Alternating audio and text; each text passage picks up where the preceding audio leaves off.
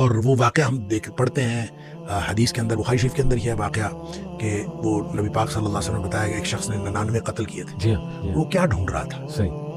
حل لہ من توبۃ، کیا کوئی واپسی کا رستہ ہے؟ بالکل صحیح، بالکل صحیح. وہ حدیث کے الفاظ ہیں. جی حل لہ من توبۃ، وہ پوچھتا تھا کیا اس کے لیے کوئی واپسی کا رستہ ہے؟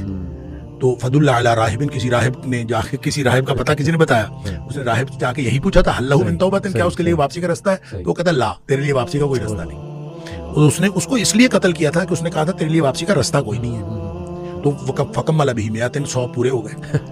اچھا 100 قتل کر کے، لیکن دل میں وہ جو ارج تھی نا وہ پھر تڑپی، اور پھر وہ پوچھتا پھرتا تھا حل لہ من توبۃ، کوئی ہے واپسی کا رستہ؟ صحیح. تو یہ پوچھتا پھرتا تھا کہ اس کے لیے واپسی کا کوئی رستہ ہے. تو پھر کسی عالم کا پتہ بتایا گیا، اور پھر عالم نے، وہ آگے پھر پوری سٹوری ہے کہ عالم نے کہا کہ انطلق الی ارض کذا و کذا، فلاں بستی چلا جا، اور وہاں پہ کچھ لوگ ہیں جو اللہ کی بندگی کرتے ہیں، تو بھی جا کے اللہ کی بندگی شروع کر دے. فاعبد اللہ معہم، تو جا کے اللہ کی بندگی ان کے ساتھ شروع کر دے، تیرے سارے گناہ معاف ہو جائیں گے. اب یہ دیکھیں، اس کا مطلب یہ ہوا کہ انسان نیکی کرے گا نا جی تو اس کے گناہ معاف ہو جائیں گے.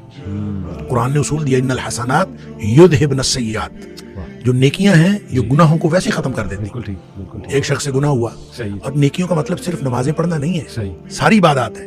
ایک شخص سے گناہ ہوا، نبی پاک صلی اللہ علیہ وسلم کے پاس آیا، اللہ کے رسول صلی اللہ علیہ وسلم مجھ سے یہ گناہ ہو گیا.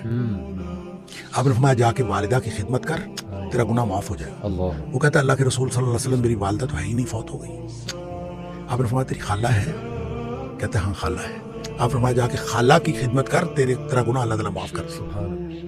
اب دیکھیں یہ کیسی کیپیسٹی ہے اور کیسی گنجائش ہے جو ہمارے لیے واپسی کا رستہ رکھا ہے. اور یہ ایسے نہیں ہے، میں یہ کہا کرتا ہوں کہ یہ رحمت للعالمین کا انتخاب ہے اور اللہ کی رحمت ہے جو دروازہ ہمارے لیے توبہ کا کھلا ہے. اور اس کی بھی تفصیل نبی پاک صلی اللہ علیہ وسلم نے بتائی کہ ایک دفعہ کفار مکہ نے نبی کریم صلی اللہ علیہ وسلم سے یہ خواہش کی تھی کہ آپ نا اللہ سے دعا کریں کہ یہ صفا کی پہاڑی سونے کی بن جائے. اچھا. اگر یہ پہاڑی سونے کی بن گئی نا تو ہم سارے مسلمان ہو جائیں. صحیح. اب نبی پاک صلی اللہ علیہ وسلم کا تو یہی مطمع نظر ہوتا تھا کہ سب لوگ جو ہے جہنم سے بچ کر جنت میں جانے والے بن جائیں. لہٰذا آپ نے فوراً اللہ سے دعا کر دی کہ یا اللہ صفا کی پہاڑی سونے کی بنا دے.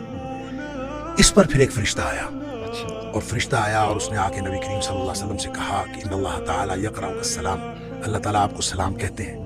وَيَقُولُ لَكَ، اور اللہ تعالیٰ آپ سے یہ کہتے ہیں کہ اے حبیب صلی اللہ علیہ وسلم اگر آپ چاہتے ہیں، ان شئت، اگر آپ چاہتے ہیں تو اصبحت لهم الصفا ذهبا، تو میں یہ صفا کی پہاڑی سونے کی بنا دیتا ہوں. اگر آپ یہی چاہتے ہیں تو بن جائے گی، کوئی مسئلہ نہیں. لیکن ایک بات یاد رکھیں، فمن کفر منہ، سونے کی پہاڑی بن جانے کے بعد بھی اگر کسی نے کفر کیا، عذبتہ لا اعذب احدا من العالمین، تو اس کو میں وہ عذاب کروں گا جو میں نے جہنم میں کبھی عذاب نہیں کیا ہوگا.